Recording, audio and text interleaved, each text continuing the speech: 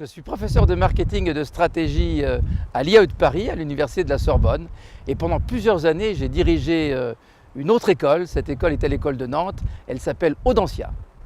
Aujourd'hui, je suis le conseiller pour la recherche du président de l'EDC, du président Alain-Dominique Perrin.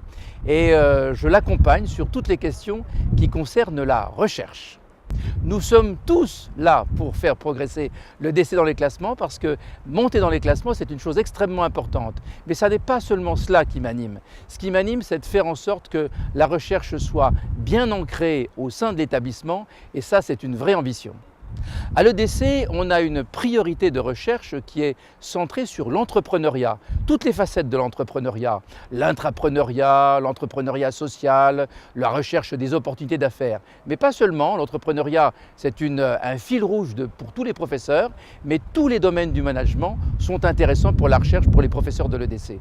L'EDC est un grand établissement d'enseignement supérieur en France et veut avoir une ambition à la fois dans notre hexagone et dans le monde entier. Et quand on est un établissement d'enseignement supérieur dans le domaine du management, on doit faire de la recherche. On fait de la recherche parce qu'on doit faire progresser les connaissances.